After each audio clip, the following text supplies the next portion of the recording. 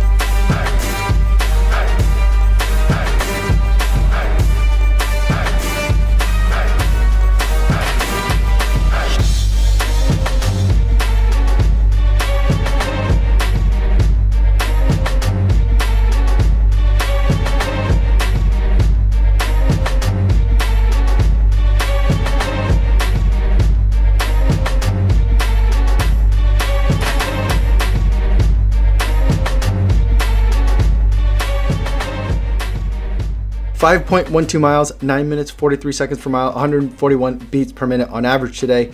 Taking with me on my run commute in Chicago, the Alphaedge 4D DeathStar for my run. Now, this is a shoe, not the DeathStar version necessarily, but the Alphaedge 4D is a shoe that I've been very curious about for a long time. It's been around for a while, but it's just such a peculiar shoe and such an expensive shoe that it never quite has worked out until very recently. But before I get into my detailed thoughts on that, I do want to go over some disclosures.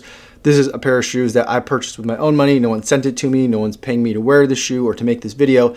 No one's going to get a chance to preview any of this footage before the video goes up on YouTube. Now, with the disclosures out of the way, let's talk about Alphaedge 4D and also this DeathStar version. Now, Alphaedge 4D is a new technology, or a relatively new technology from Adidas, where they are 3D printing the midsole. It's like an extrusion process, basically. It's just absolutely bizarre to see how they actually make the shoe. Not that I've seen it, but the videos that I've seen on how they make the shoe and how they put it together.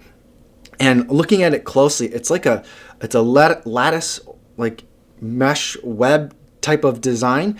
And each of these pieces is like varying levels of flexible. And so as you're walking or running with this shoe on, different parts of this midsole are compressing at different levels to provide different kind of areas of support and responsiveness. And the idea is that Adidas has taken biometric data from all sorts of runners, vast numbers of people, and compiled that into a midsole that can deliver precise levels of support exactly where they need it. Now, the way that they've kind of described it, and it's interesting that there are a couple different versions of the Adidas Alphaedge 4D. One is a Parley for the Oceans version, one is just a reflective regular version, and then there's these Star Wars versions. And depending on which one you look at, Adidas describes the technology differently. In the Parley version, they say that it's a snappy ride with energy return. On the reflective version, which is kind of like the standard version now, they say that it's precisely tuned support and cushioning right where you need it. For this Star Wars version, they say the same thing about like being precisely tuned and providing cushioning where you need it, but they also then add that it adds peak performance during cross-training workouts, which is really weird for a shoe that's in the running section and at least widely accepted as being a running shoe in the Adidas running line. Maybe not a mainstream running shoe in the Adidas line, but at least a running shoe in the line. So lots of weird kind of takes on it. I just had no idea kind of really what to expect. Now, in addition to the midsole, we've got Continental rubber on the outsole in a little bit of a different pattern than kind of what we see in the Ultra Boost. We've got kind of more a circular pattern here than the squarish pattern that we see in Ultra Boost. The rubber was just fine for the run today. I did encounter quite a bit of ice along the trail today, and it handled just fine. Not to say that this is like an ice running shoe, but it handled about as well in the elements as I would expect like a Continental rubber or Adidas shoe to handle. So nothing unusual there. Did really well. In terms of the upper, we've got a Primeknit upper, and this is where all kind of like the Star Wars detail is happening. So kind of like from the midsole down, it's pretty much an Alphaedge 4D. From the midsole up for the upper, that's where you're seeing some of the Star Wars detailing. This Primeknit is super comfortable, feels great on foot. In terms of the Star Wars detailing, we've got a little badge here for the Empire. On the left foot, we've got a Death Star. On the right foot, we've got the Star Wars logo. On the side, these panels that are here, we've got some graphics that are very reminiscent of the plans for the Death Star. Same thing on the left-hand panel here. And then on the back, what we have is on the left foot, it says that's no moon. On the right foot, it says that's the power of the dark side.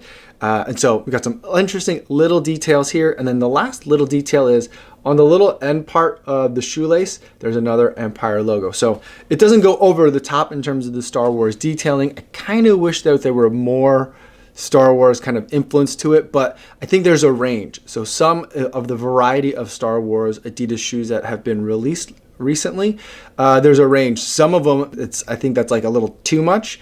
And this one is just very kind of like low key, almost like incognito, which generally tends to be more my style. So I think this works for me in terms of the level of Star Warsiness.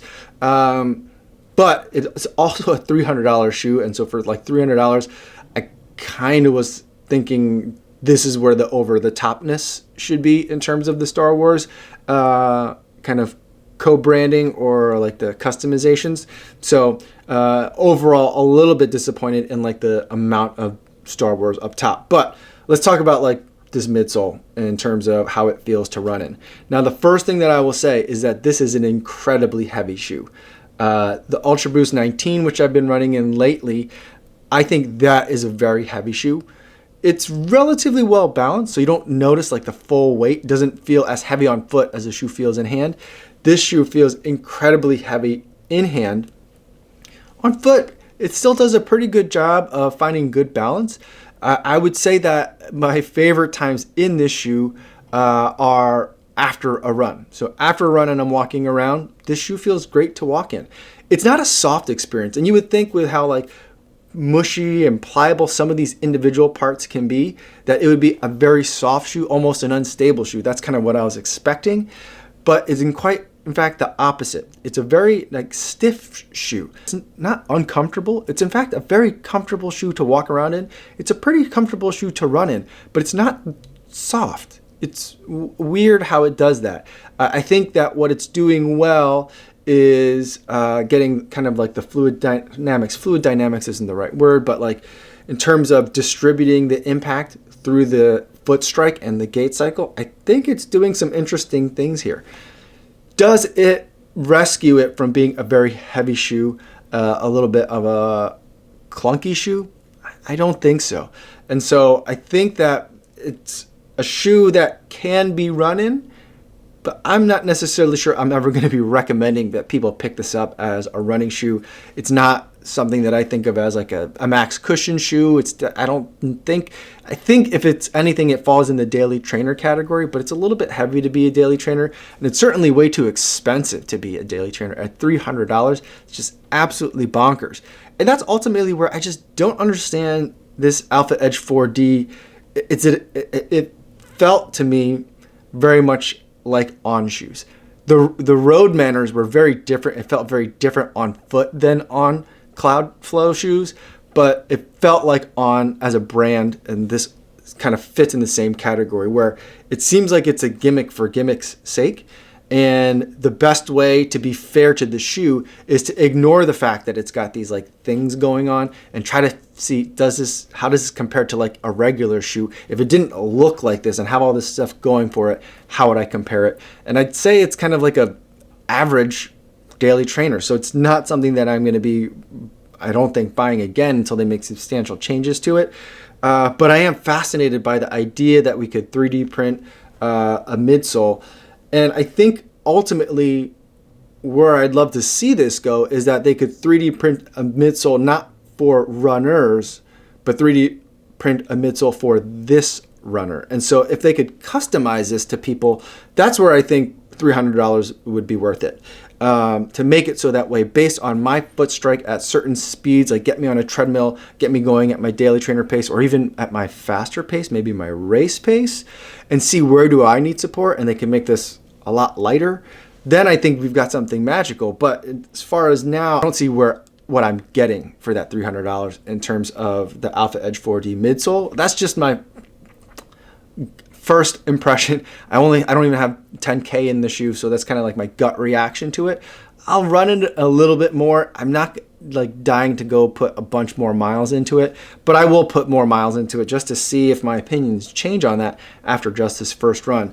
But as far as it being kind of like Star Wars movie release weekend this weekend, and having something that's maybe like an age appropriate for a 40-year-old dude to be rocking to show his support and love of Star Wars, I think maybe this is just about right for me. So really enjoying these Alphaedge 4D. I'm pretty sure that I'm going to get more casual use out of these than I will running use, and that's okay. That's okay, because these are like just so bizarre, such a weird like combination of things going on here that I just couldn't resist picking it up.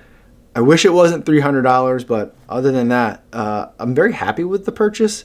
It's just not the most useful thing I've ever bought. So those are my thoughts on Alphaedge 4D and also the DeathStar version of Alphaedge 4D. If you have any questions or comments, feel free to put them down in the comments below. I'd love to talk to you guys about it more down there. Now, before I go for today, I want to remind you guys about the charity runner for this week. This week, it's Melissa Sawyer, who's going to be running the Museum of Aviation Half Marathon coming up in January and raising money for the Epilepsy Foundation. I was happy to donate $70 to Melissa's fundraising efforts, and I'll post a link in the description in case you'd like to learn more. That's all I have for today, buddy. Thanks so much for making it all the way to the end of the video, and I'll see you tomorrow. Yo, what's going on?